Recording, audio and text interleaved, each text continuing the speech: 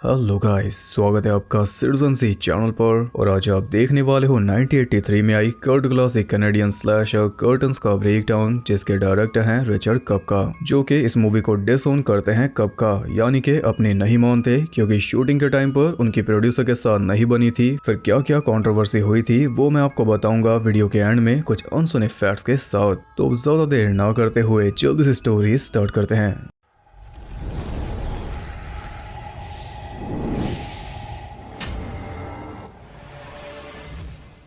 Movie के start में हम देखते हैं समंथा नाम की एक जानी मानी एक्ट्रेस को, जो कि अपने डायरेक्टर जॉनथन स्ट्राइकर को ऑडिशन दे रही थी उसकी आने वाली मूवी ऑड्रा के लिए, जो कि ऑड्रा नाम की एक सन की लड़की की स्टोरी होगी। अब वैसे तो जॉनथन अपनी सारी प्रेरणा समंथा से ही लेता है, लेकिन ये ऑडिशन उसे पसंद नहीं आया, क्योंकि ऑड्रा इसका ड्रीम प्रोजेक्ट है जिसमें ये एकदम परफेक्ट लड़की को ही कास्ट करेगा, जो कि इसके मुताबिक ऑड्रा के रोल के साथ जस्टिस कर पाएगी। और फिलहाल इसे समंथा तो वो लड़की नहीं लग रही, पर समंथा को किसी भी हाल में ये रोल चाहिए, इसके लिए वो कुछ भी करने को तैयार है। कुछ दिन बाद स्ट्राइकर उसे एक असाइलम में लेकर पहुंच गया भर्ती करवाने, क्योंकि समंथा शायद पागल होती जा रही है। डॉक्टर के सामने ही उसने स्ट्राइकर पर अटैक कर दिया, जिसके चलते वो सन की घोषित हो गई और अब कुछ महीने ये असाइलम में बिताएगी। पर हमें पता चलता है कि असल में ये इन दोनों का प्लान था, क्योंकि समंथा ने चुनी है मेथड एक्टिंग। ऑड्रा के रोल में ढलने के लिए ये पागल खाने में बंद होकर असली सन की बिहेवियर को समझेगी। ये इसकी चॉइस है, जिसमें स्ट्राइकर भी इसके साथ है, क्योंकि उसे तो अपनी हीरोइन परफेक्ट चाहिए। समंथा को छोड़कर वो चला गया और पहले कुछ दिन तो ठीक थे, पर जल्दी समंथा को बेचैनी होने लगी,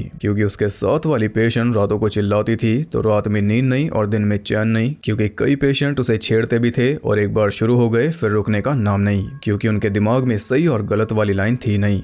दिन में वो सब मूवीज भी देख लेते थे, जिनमें ज्यादातर मूवीज में हीरोइन होती थी खुद समंथा। समंथा के ये दो रूप देखकर वो सब उस पर हंसते, जिससे समंथा को बुरा लगना चाहिए था, पर इसके बजाय उसे तकलीफ होती, क्योंकि उन सब की हंसी में प्लेजर नहीं बल्कि दुख और दर्द था। स्ट्राइकर उससे मिलने आता था और समंथा की प्रोग्रेस देखकर वो काफी खुश था, पर असल में वो प्रोग्रेस नहीं थी, बल्कि वो खुद भी उनके जैसी होती जा रही थी। सेन और इनसेन के बीच वाली लाइन मुश्किल से बची थी। वो अंदर से चीख रही थी, लेकिन बाहर एकदम शांत। जैसे जैसे दिन जा रहे थे उसका दिमाग और ज्यादा डूबता जा रहा था। उसके बगल वाली जो पेशेंट रातों को चिल्लाती थी, उसका दिमाग ही सुन कर दिया ताकि वो चिल्लाए ना।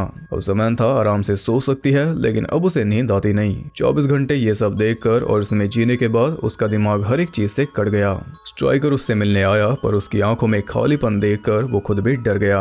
वो उसकी आखिरी विजिट थी। इसके बाद वो दोबारा नहीं आया, क्योंकि ऑड्रा के लिए जिस लाइन तक जाना था समंथा उस लाइन को क्रॉस करके उससे कहीं आगे चली गई। इसलिए अब इसे सच में असाइलम में ही रहना होगा, वो भी ना जाने कब तक। यानी कि मेथड एक्टिंग समंथा को भारी पड़ी। अपने जीवन से खिलवाड़ किया, फिर भी रोल इसे नहीं मिला, और बुरे वक्त में इसका खास साथी भी इसे छोड़कर चला गया, और वो तो अब भी अपनी फिल्म बना रहा है, लेकिन बिना समंथा के, यानी कि बिना अपनी प्रेरणा के। ये खबर अखबार में छपी थी, जो एक दिन समंथा ने पढ़ ली, और ये पता चलते ही उसकी सारी सेंसेस खुल गई, क्योंकि दुख चीज ही ऐसी है, ये आपको तोड़ भी सकता है और टूटे हुए को जोड़ भी सकता है। बस एक बार वो बात आपको लगनी चाहिए। और समंथा के दिल और दिमाग में वो बहुत जोर से लग चुकी। कैसे भी करके उसे स्ट्राइकर से बदला लेना था, जिसके लिए सबसे पहले वो असाइलम से भाग निकली। स्ट्राइकर 6 लड़कियों का ऑडिशन लेने वाला है अपने दूर दराज मेंशन पर। ये लड़कियां हैं नई actress Amanda, stand up comedian Patty, experience actress Brooke, ballet dancer Laurian, musician Tara और आइस स्केटर क्रिस्टी, जो कि सबसे छोटी है। पर इनके अलावा समंथा को भी ये रोल वापस चाहिए, जिसके लिए वो पहले से ही कुछ भी करने को तैयार है। इधर अमेंडा नहा धोकर अपने घर में बैठी थी कि तभी कोई उसके घर में एंटर हो गया। वो उस पे अच्छे से नजर रख रहा था, और मौका मिलते ही उसने अमेंडा को जकड़ लिया, क्योंकि वो था अमेंडा का बॉयफ्रेंड पीटर। और यहाँ हम उसके रूम में देख पाए एक अजीब सी सैड डॉल। अगले दिन वो ऑडिशन के लिए निकल गई, तो रास्ते में उसे मिली उसकी वही अजीब सी डॉल। वो कार से निकलकर उसके पास गई, तो डॉल ने उसका हाथ पकड़ लिया, और तभी कोई उसकी कार में बैठकर उसे कुचलकर चलता बना। पर ये सिर्फ एक बुरा सपना था। अब वो पीटर को ढूंढ रही थी, और तभी एक बूढ़ी औरत वाला मास्क पहने किलर ने उसे कई बार स्टैब करके जान से मार डाला। एक कंपटीशन कम हुआ और जाते जाते वो उसकी डॉल भी ले गया।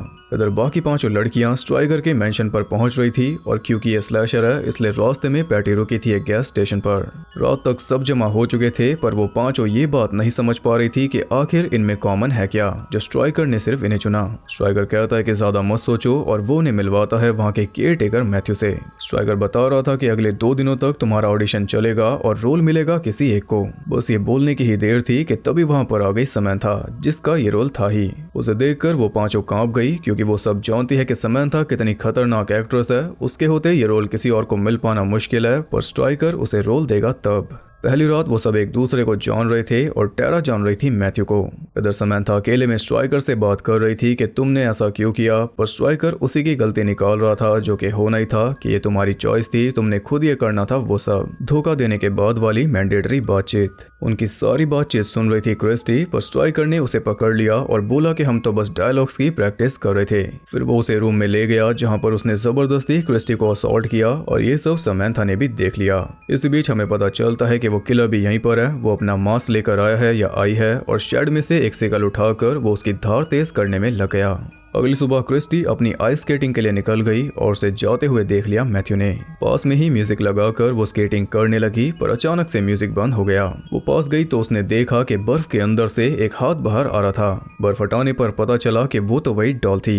जिस बीच क्रिस्टी इस सब में बिजी थी, इसी बीच वो किलर स्केटिंग करते हुए उसकी तरफ बढ़ने लगी। और यही है इस मूवी का सबसे पॉपुलर सीन, जिसके लिए ये मूवी फेमस है, क्योंकि इसमें एक अनईजी फीलिंग है। खैर आते ही उसने सिकल चला दी, जिससे डॉल का उदास फेस कट गया। फिर वो सिकल क्रिस्टी के शोल्डर में भी लग गई, पर क्रिस्टी ने डॉल मारकर किलर को गिरा दिया।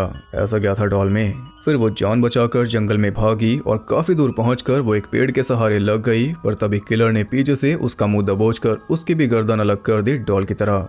इधर स्ट्राइकर बाकी सबको बता रहा था कि क्रिस्टी तो वापस चली गई। ये बात स्ट्राइकर को पता चली है एक नोट के जरिए, जो क्रिस्टी इसके रूम के बाहर छोड़कर गई है। ये सुनकर वो सब हैरान थी, क्योंकि बर्फबारी की वजह से रास्ते तो बंद हैं, फिर क्रिस्टी गई कैसे। पर ज्यादा सवाल वो कर नहीं सकते, नहीं तो इन्हें भी जाना पड़ेगा। ऑडिशन का टाइम था जिसमें टांग अड़ा दी समंथा ने, इसलिए स्ट्राइकर उसे सबके सामने जलील करने लगा और इसमें वो यूज कर रहा था वही मास्क। वो बोल रहा था कि अब इस रूप में मुझे सेड्यूस करके दिखाओ, जो कि समंथा नहीं कर पाई और उसके एक्टिंग एक्सपीरियंस का अच्छे से मजाक उड़ गया। फिर शाम के टाइम मैथ्यू सेट होकर क्रिस्टी को ढूंढने निकल पड़ा और इस बार उसे जाते हुए देख रहा था किलर। इसके बाद पैटी ने स्ट्राइकर को बुलाया उसका टेस्ट लेने के लिए, क्योंकि स्ट्राइकर उसे कोई चांस नहीं दे रहा और इसका रीजन है कि पैटी के अंदर इसे ऑर्डर दिखाई नहीं दे रही। ये सुनकर वो गुस्से से लाल हो गई और गुस्से में उसने स्ट्राइकर को अच्छी खासी सुना दी, तब जाकर उसे थोड़ी सी ऑर्डर नजर आई। फिर वो समंथा के पास जाकर उससे पूछता है कि वो मास्क कहाँ पर है, पर समंथा को नहीं पता। यह है एक बिना मतलब का सीन। इसके बाद वो टेरा और लॉरियन से एक सेडक्टिव सीन करवाने लगा और धरब्रुक अपने रूम में अकेली थी तो बाथरूम में उसे मिलता है क्रिस्टी का कटा हुआ सर, जिसे देखकर वो चिल्लाते हुए इनके पास पहुंची। पर जब स्ट्राइकर उसके साथ वापस गया तो वहां पर कोई सर नहीं था। वो उसे आराम करने की सलाह देकर खुद मौके का फायदा उठाने में लग गया। एक कास्टिंग चल रही है या कास्टिंग काउच। ये पूरा सीन भी समंथा ने देख लिया और वो समझ गई कि स्ट्राइकर असल में क्या कर रहा है। ऑडिशन के नाम पर ये अपनी हवस को मिटाने में लगा है, जो कि समंथा तो बर्दाश्त नहीं करने वाली। वो चुपचाप दरवाजा बंद करके चली गई, पर उसके दिमाग में स्ट्राइकर की वही सब पुरानी बातें चल रही थी कि चांद तारे फूल शबनम तुमसे अच्छा कौन है, वो सब। इधर लॉरियन अकेले अपने डांस की प्रैक्टिस कर रही थी कि तभी किलर ने आकर उसे भी मार डाला। इसके एकदम बाद कोई लड़की ब्रुक और स्ट्राइकर के पास पहुंची और उसने सीधा ही उन दोनों को गोली मार दी। विंडो तोड़कर दोनों नीचे जा गिरे और स्ट्राइकर तो नीचे वाली विंडो तोड़कर वापस अंदर गिर गया, जिससे वो भी खत्म और उसकी हवस भी। और ये सब देख लिया टेरा ने। डर के मारे वो जल्दी से अपनी कार लेकर निकल रही थी, लेकिन कार स्टार्ट नहीं होती। वो कार से निकली तो उसे मैथ्यू की लाश भी दिख गई। अब घर में वापस जा नहीं सकती, इसलिए वो चली गई प्रॉप वाले शेड में, लेकिन वहां पर उसका सामना हो गया किलर से। उससे बचने का प्लान तो फेल रहा, इसलिए टेरा थोड़ा फाइट बैक कर रही थी, पर इसमें भी बात नहीं बनी। तब किलर को एक दो बार हिट करके वो जल्दी से भागकर पहुंची एक रूम में, जहां पर पुतलों के बीच में लटकी हुई थी लॉरियन की लाश। किलर वहां भी आ चुकी थी, इसलिए टेरा जल्दी से एक डक्ट के अंदर छुप गई और किलर के जाने के बाद उसे लगा कि अब वो बच गई, पर किलर ने उसे डक्ट के अंदर खींच कर ही मार डाला। और इस तरह सभी मारे गए, बची हैं समंथा और पैटी। समंथा ने देखा कि पैटी तो शैंपेन खोलकर पार्टी कर रही थी, उसने भी पैटी को ज्वाइन किया। फिर दोनों ऑर्डर पर चर्चा करने लगे, जिसके बीच में समंथा ने एकदम से बता दिया कि अब ऑर्डर नहीं बनेगी, क्योंकि मैंने गुस्से में स्ट्राइकर को मार डाला और उसके साथ ब्रुक को भी। उसे लगा था कि पैटी सुनकर हैरान होगी, पर पैटी ने उल्टा उसे भी एक गुड न्यूज दे दी कि उन दोनों को तुमने मारा, पर बाकी सब भी मर चुके हैं और उन्हें मारा है मैंने। पैटी है असली किलर। अमेंडा से लेकर अब तक सारी लड़कियों को इसी ने मारा, साथ में मैथ्यू को भी। ये सब इसलिए क्योंकि ये भी ऑर्डर के रोल में घुस चुकी है और समंथा की तरह ये भी उस रोल के लिए कुछ भी करने को तैयार है। फर्क ये है कि इसने कुछ ज्यादा ही कर दिया। इसने पूरे कंपटीशन को खत्म किया, पर समंथा ने इसका मौका ही खत्म कर दिया स्ट्राइकर को मारकर। इसलिए पैटी ने उसे भी स्टैब करके मार डाला और फिर वो सीधा पहुंच गई असाइलम में, जहां पर वो ऑर्डर का सीन परफॉर्म कर रही थी, पर अब किसी को फर्क नहीं पड़ता। इसी के साथ कर्टन्स बंद हुए और मूवी हो गई समाप्त। तो मूवी का मेन थीम है मैडनेस। मूवी स्टार्ट हुई थी ऑड्रा के रोल में ढलने के लिए असाइलम में जाने से और खत्म हुई ऑड्रा के रोल में ढलने की वजह से असाइलम में जाने पे।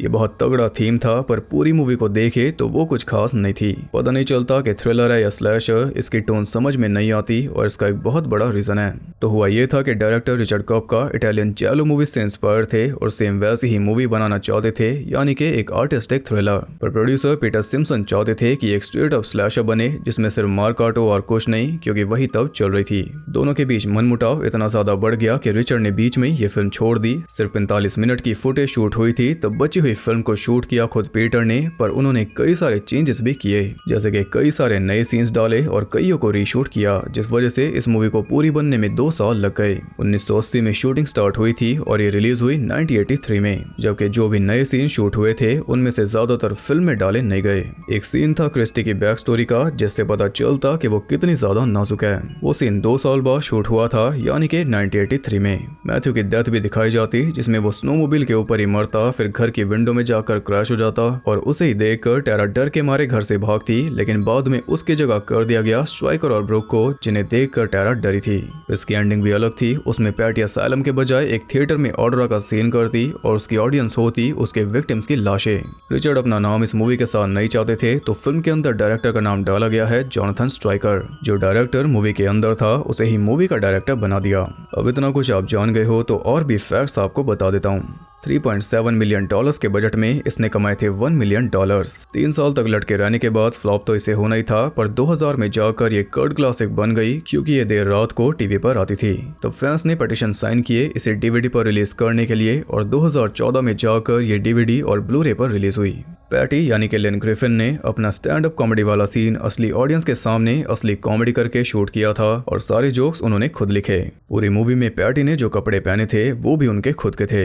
असाइलम के अंदर एक पेशेंट लिन की मां के ग्रिफिन थी। स्केटिंग वाले सीन के लिए क्रिस्टी यानी कि लेस्ली डोनाल्डसन को ट्रेनिंग दी गई थी, क्योंकि वो सीन वो खुद ही करने वाली थी, पर जब शूट करने का दिन आया तो वो बर्फ के ऊपर फिसल कर गिर गई और अपनी चिन कटवा ली। फिर ये सीन किया था एक स्केटर ने और उसी स्केटर ने सेम सीन में किलर का रोल भी किया था। जॉनथन स्ट्राइकर का कैरेक्टर बेस्ड है क्लॉस किंस्की के ऊपर। ब्रुक का रोल पहले मिला था सेलिन लोमिस को, जिन्हें बाद में निकाल दिया था, और रूमर ये थे कि ये सब एक न्यूड सीन की वजह से हुआ था, जिसे करने के लिए सेलिन ने मना कर दिया था। और सालों बाद पीटर ने बताया कि सेलिन को निकाला गया उनकी खराब एक्टिंग की वजह से।